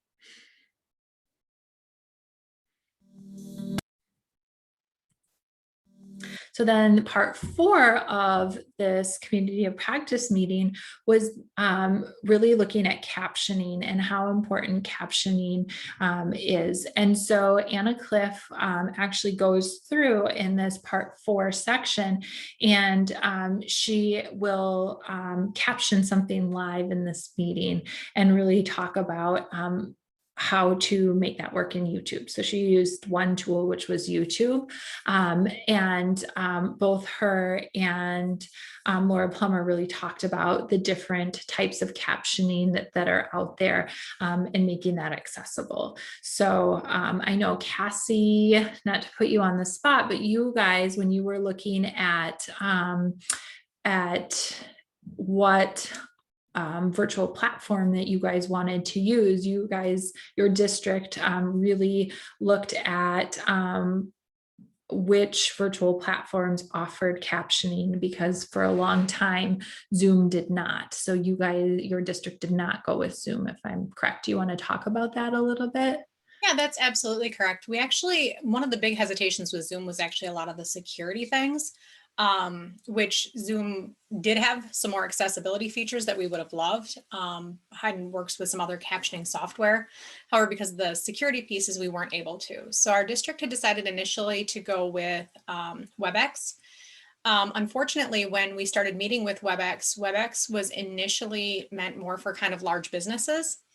And as such, they kept saying that they had closed captioning. However, when we met with them, what they really meant is we had a post-meeting transcript available to us, which, as you guys know, in a classroom really isn't super helpful. You know, our kids need access to it now. Thankfully, we were able to kind of start working with Google Meet about the time that Meet started out with closed captioning as well. So yeah, there was absolutely a lot of kind of back and forth to find one that works. Even now we have, people kind of going back and forth between those two platforms, but I believe next year our plan is to go completely with Meet because of the closed captioning features. So yeah, it's been pretty cool. And I don't know if anybody talked about it, but did you hear about that Google Chrome will do live captioning now? That was my big woohoo for the day, is that Google Chrome now will do live captioning right in Chrome. Mike Murata has talked about that the last couple of weeks, so that's how I learned about it. But I haven't used it yet. Did you try using that, Cassie? Oh, I did today. I was jumping up and down in my office. I hadn't seen it before today. I've missed a few things being busy, and yeah, it works very well. I mean, like any live captioning, it will make errors. And unfortunately, you can't really use it with web conferencing because it only live captions what audio is coming through your computer. So to get everybody else's is great. But if you're like doing a recording, you can't get your own live captioning on there. So, I mean, it's got its downfalls and, its little caveats, but it's pretty cool. So we're hoping that as those things keep being more mainstream, we'll be able to use them in more of our other platforms as well. And I think it's also important, again, thinking about who is supporting those learners at home. So, maybe it isn't the student that needs those features, but as they're watching recordings of class, or if they're virtual and watching their live class, that can be really important to maybe the person who's supporting their learning as well, needing that feature. So I think it's just good practice. Unfortunately, I can't have captioning. I don't have it set up on my Google or my Zoom account right now. So I will go back in the YouTube recording and edit the captions in that way. So it's interesting. There's a lot to think about, and every product is just a little bit different in what it offers. But I think, with the pandemic, I think those features have sort of gone up on the priority list for a lot of those manufacturers of those products, and we're seeing it embedded more and more, and not like an add-on feature that you have to pay extra for, but it's something that is just accessible to everybody, which I think is really great. Does anybody else utilize captions? Do their teachers utilize captions in classes at all?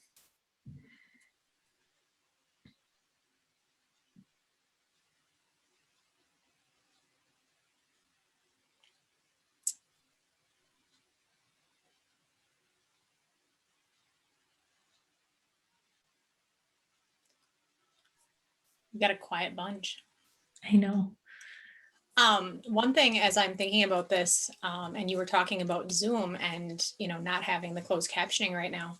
One thing too, that I just happened to think of that I really hadn't paid a lot of attention to today is when I had Google Meetup today, my computer and my Google Chrome browser was able to do that live captioning, but it can't because Zoom is a separate program. It's not within that Chrome platform.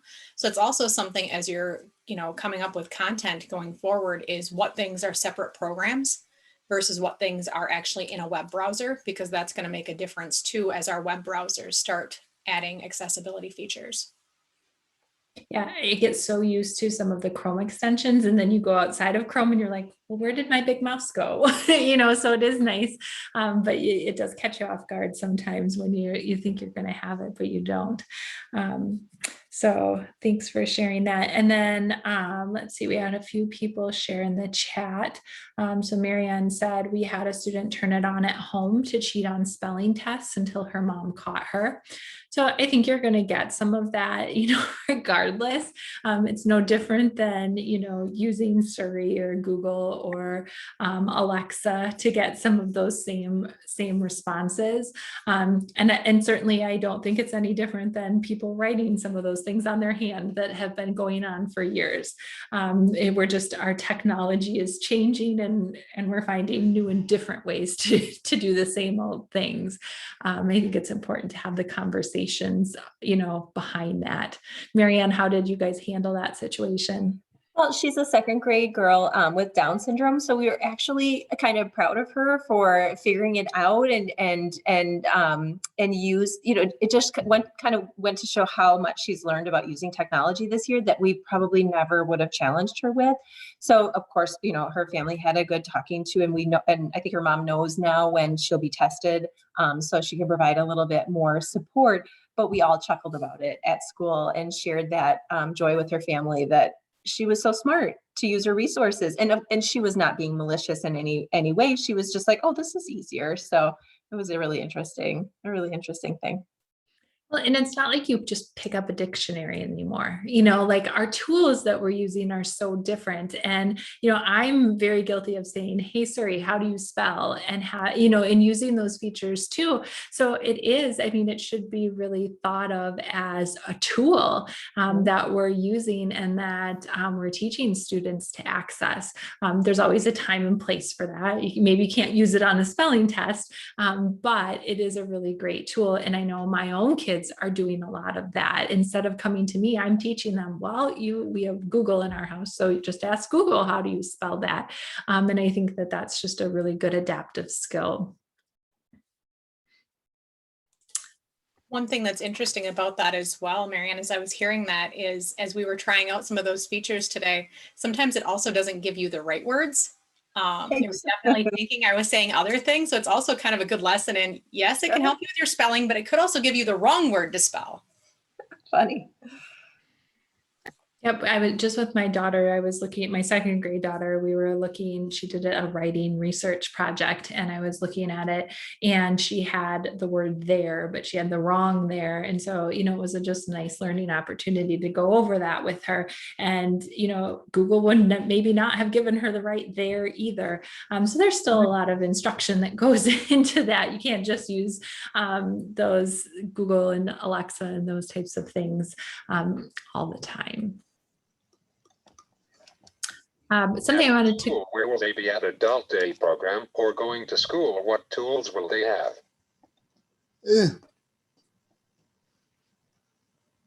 Yeah, Mike, do you want to just say that one more time? Because I don't think we caught the very beginning. And after school, where will they be at Adult Day program or going to school? What tools will they have? Yeah, our ultimate goal for individuals with disabilities and everyone is always to just gain independence. And so having access to those tools or other tools once they leave the school environment, we want to make sure that we're teaching those to make them successful in life. I just think back, we've always had struggling readers and writers, and with the birth, I guess, of social media, how much more dependent we are on typing in text and commenting on people's pictures and that sort of thing. And so, just to, I think, make people more confident in sharing their own thoughts. I mean, obviously we can do things like speech to text, but sometimes you do have to type in your text. And if you're not a really confident speller, it's nice to have those tools that are going to help you throughout your life. And then I wanted to go back to what Kelly had made a comment about headings, and a nice way to double check your headings is to go into your outline view. And in PowerPoint, that helps remove excess lines and to view pages that do not have headers. So great tip, Kelly. When?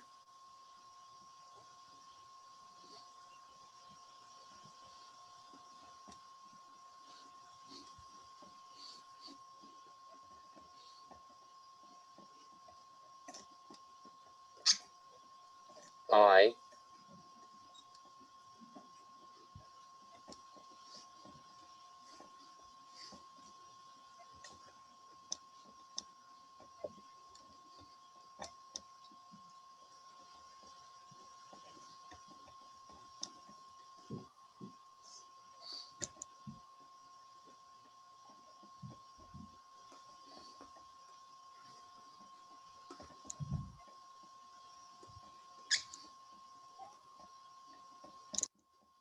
took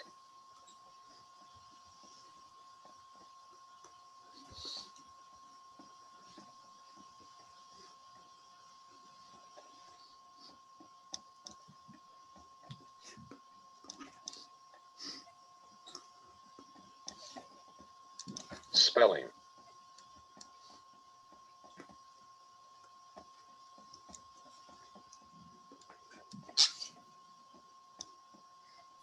My.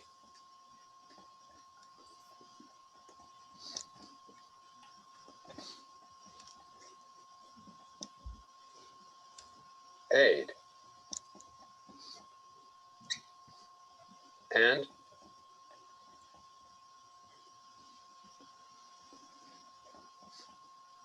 teacher.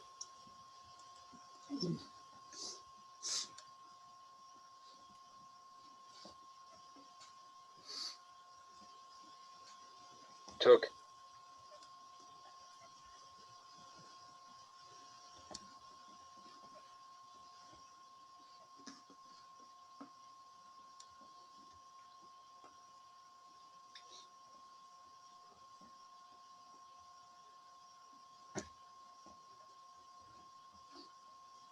Tape. I can remember when I took spelling, my aide and teacher took tape.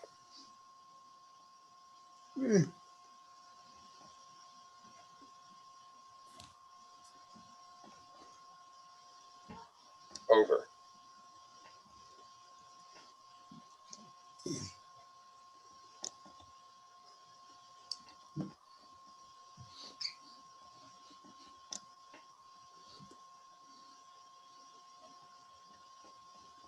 My.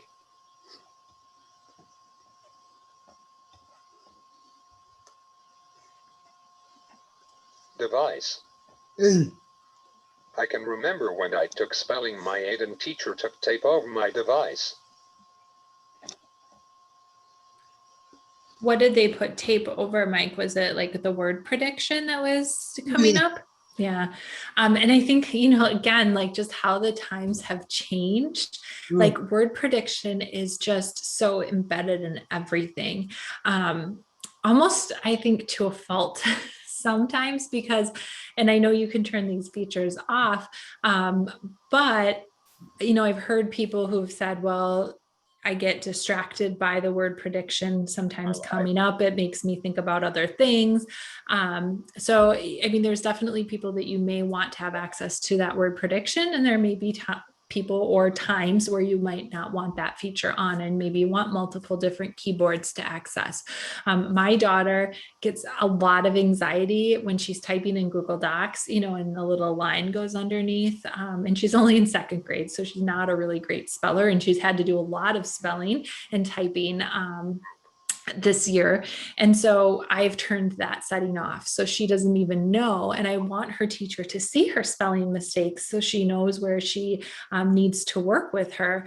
So I just turn that feature off. She knows no different. But if some of those things like spell check is causing anxiety, or word prediction isn't working for that individual, in most programs you can turn that off.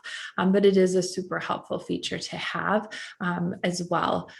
So, I mean, some of my favorite Facebook posts are, in your word prediction settings of your phone, type the second letter and make a sentence, or the second word and make a sentence.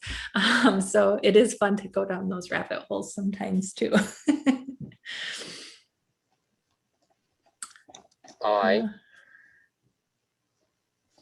Right. I like to ask the group, was that right? Like, do you use word prediction a lot in your device? Yeah. Yeah.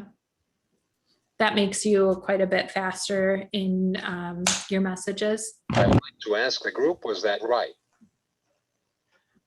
So right is a funny word.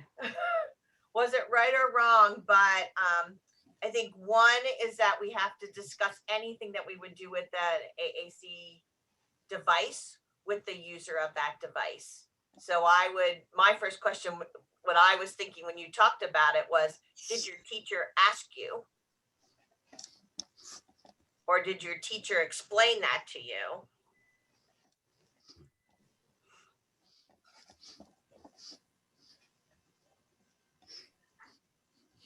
Yes.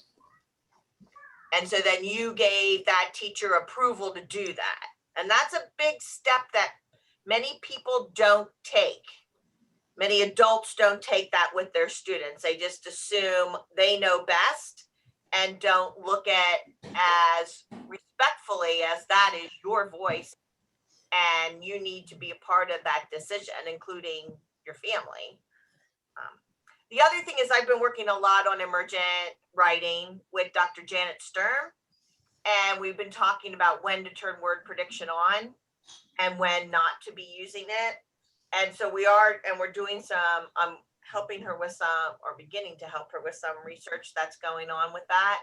But the current thing that we're looking at in the developmental writing scale is that my students need to be at level 5 before I turn word prediction on for when we are doing writing. When they are communicating, their word predictions on all the time, right? So it's different things for different purposes, which I think somebody had already said. That's really interesting, Kelly. I'd be interested to see some of that research come out because I just think it's evolved so much over time with all of the tools that are utilizing word prediction now. I mean, it seems like just yesterday we were tapping the cell phone button 3 times to get to a letter, and now our phones are so smart and it's built into so many things. But it's sort of a different task for writing than it is for communicating. And I like how you talked about how that there is a difference there. And for people who already have intact language, for people who have already gone through the developmental spelling process, word prediction is a convenience, right? Or an inconvenience, depending upon if you pay attention to before you click. But for people and of all ages who are just learning to write, if they've not hit those kind of milestone markers of inventive spelling, word prediction can be an interference to that process of development. So we just don't want to, so for most of my kids that have electronic keyboards that are still just beginning at inventive spelling, word prediction is off. I agree. Thanks, Mike.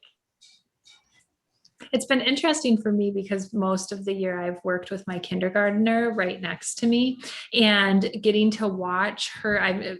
She's my youngest, and so getting to watch her teacher all year long teach reading has been, and literacy is a huge passion of mine, has been really, really interesting to see in that typical development exactly how that process works from, like, and it was so funny because my second grader wanted to know how to spell a word the other day, and my kindergartner goes, Ellie, just use your sound power, which is one of, and then she proceeded to then sound out the word for her using her sound power. And it just really made me chuckle. But watching that development and that progression has been really neat. And it's really made me think about how we do that with our AAC users and how different that looks when it doesn't always need to look different. We can teach them to have sound part power. We can teach them, in just the same ways, using the predictable, like chart writing, like the very first things that she learned how to do, like the first week of school was I like, and, putting those I like sentences. And for probably a solid month, they wrote I like books constantly. And we just don't do that enough with our AAC users. And so but it was just so interesting because that comprehensive literacy for all, and some of that was really playing into what I was actually seeing go on all year round. And maybe packaged a little differently, but essentially it was a lot of the same stuff. So I thank COVID for giving me that, because I never watched any of my children really develop literacy. It just sort of magically happened when they came home from school. And so it's been an interesting process. Yeah, agreed. Kind of the knowledge now, and then when you go back and look at, as a teacher, I always taught writing to my kids because I loved writing. But it's been watching, you talk about your daughter, I've been watching my granddaughter who's 2.5 now, and she's just naming drawings now. And I'm trying to explain to her parents, our children, how big of a step that is. That, she's making these scribbles. They don't look like a road and mountains, but I almost, fell over crying Sunday when that's what she told me what she was making. So, yeah. And I think it's interesting too with my kindergartner, how important drawing has actually been to her literacy skills, and how often do we really work from an AT standpoint to make sure that our students can have that accessible drawing experience. And I mean, there's a picture to go along with every single sentence she's writing. And whether that be, for some of our AAC users who maybe just can't draw, could we pick out Google Images to go with what they're writing, but putting an image to go with their writing is so, so important. And so, yeah, and it's been a really nice experience for me. And I missed it. In the last few weeks, I've been back to work, and I feel so disconnected from the kindergarten literacy lessons now. I'm going through her Seesaw account and watching what she's doing to get those units of study in. Well, if people haven't looked at the developmental writings, or my aide to come on. Sorry, Mike, go ahead.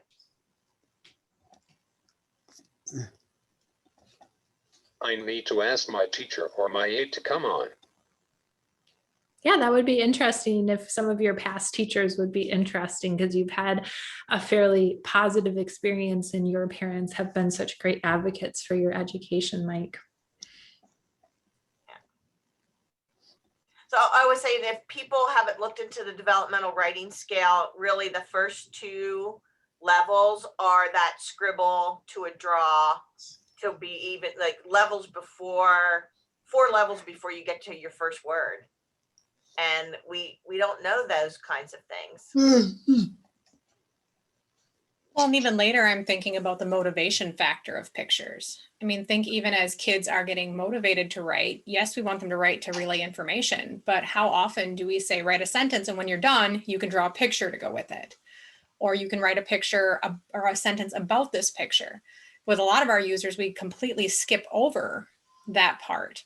And there's not that motivating factor of putting images with things and actually showing somebody what you're envisioning in your head. You know, especially when writing's hard, not using pictures with it doesn't give them the opportunity to share what actual image is going along with it. So I think there's also the motivation factor and, you know, that engagement piece as well. Yeah. Just looking through some of her writing notebook. And this had some of her stuff from the very beginning, but here was I like mom and dad. And there's a picture of mom and dad. And that was just an example of her, you know, some of those initial words she was learning was mom and dad. So they came up in her writing. And she had that I like, and then I like macaroni and cheese and hot dog. But, you know, like how important is that picture to go along with, you know, what she's writing? And yeah, just interesting to kind of think about. Well, I mean, and the thing that we know from the literature is that the more kids read, the better readers they are, but the more they write, the better readers they are, because writing reinforces your independent reading level. And so we must get children writing more and more. So a lot of the children that I work with are writing every day at whatever level. You know, they might not know all their letters on all the days, but they're writing with letters. And it's an important step in the literacy process. It makes it concrete. It makes phonemic awareness and phonics concrete and lots of other things. Yeah, and I think it's interesting how much a part communication plays into that, you know, and Karen Erickson talks a lot about that in her book. But, you know, the communication has to go with my daughter telling me about that sentence. And so if you don't have the words in order to be able to do that, how meaningful is your writing? And so, you know, like there are lots of times where she's read me something and then I go back the next day and I can't read it and she can't remember exactly what the words are. And so it's interesting when we talk about like Seesaw and those types of tools, the teachers are really utilizing the record feature. And I notice her teacher is always having her record her sentence, partially, I think, so she can read that sentence and knows, you know, what she's trying to spell. And, you know, thinking about our AAC users, if they don't have the ability to read that sentence or speak that sentence, you know, just I think that communication is such an important factor that goes into that writing piece as well. Families. And 1.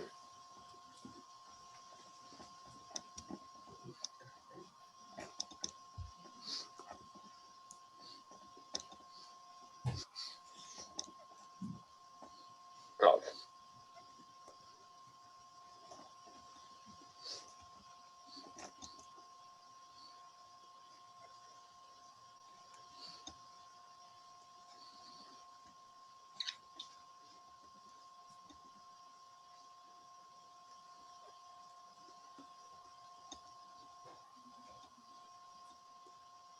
Are.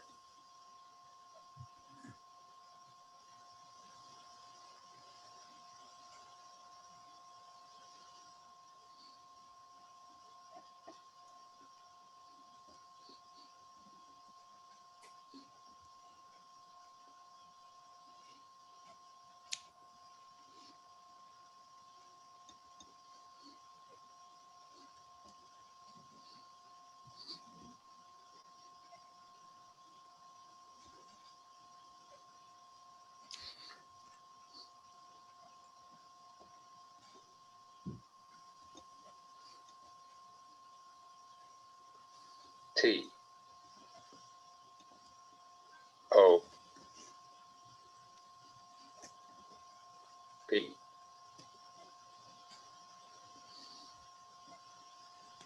Topic.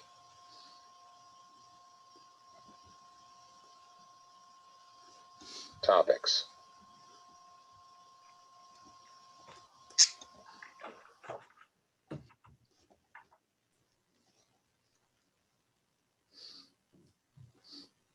Is.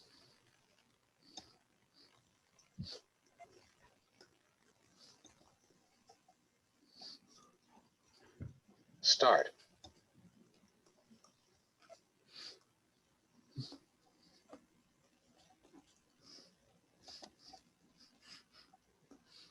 Journal.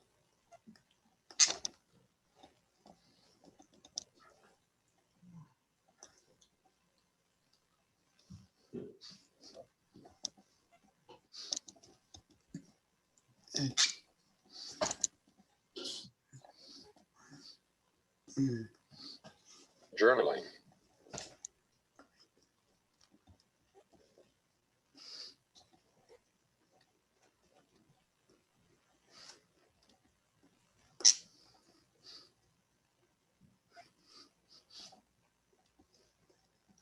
I am writing a speech to families, and one of our topics is start journaling.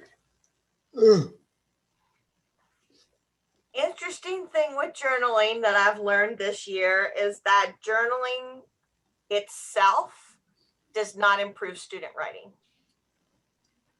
That they can show, there are studies that show zero improvement in kids writing from journaling. However, when you look at journaling for helping children to stay on topic, to learn how them to create a topic and expand a topic and stay on topic, it's valuable that way. And it's also valuable emotionally,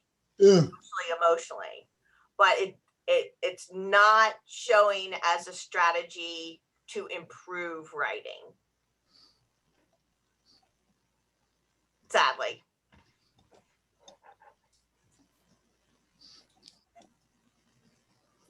So we sort of diverged into this whole conversation on literacy. Does that, thinking we could keep talking about literacy, we can go back to talking about accessible educational materials. I do want to talk about the next two AT community practice meetings. And again, like the recordings of all the meetings might be a little bit delayed. I know Kelly just did one on the SEP process a couple weeks ago, last week, I don't know, the weeks blur together. First week of March. That one might not be up yet. So there's a little bit of a delay, but all those resources eventually get posted. So the next two coming up, I'm super excited about. Mike mentioned one of them. So the first one, next week, we're going to have Gail Bowser and Penny Reed both talk about performing assessments for assistive technology in the virtual environment, which is a really great topic, and some great experts in the field. And Amy Snow will also be in there, and she's a great resource in our state as well. And then the meeting after that, Mike mentioned, was a panel of AT users who use AT in their daily lives, which I think is just phenomenal. And we get a little glimpse by having Mike be a part of our WATRN meetings. He shares a lot of his experiences with us, but I think it will be great to hear from an entire panel. And I think there's a parent on the panel too, so I'm kind of getting a few different perspectives. So I'm super excited about the next two meetings. I think they're going to be great.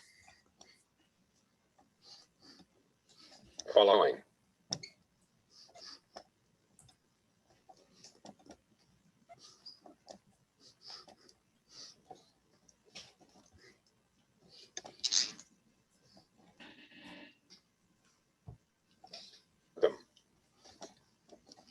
I hate that I am following them.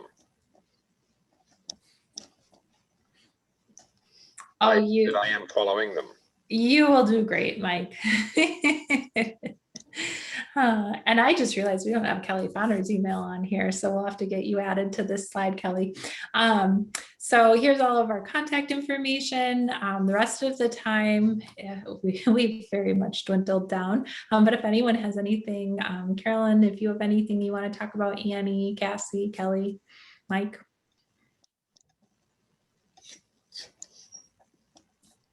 I had sent you that email, Jennifer, maybe just yesterday. I don't know if you had a chance to look at it. It was about, we have a student. Before you go, if it's about a student, do you want me to stop recording? I'm fine with that if we do that. But It's Yeah. up to you. Probably. Okay, so let me just stop screen sharing and stop recording.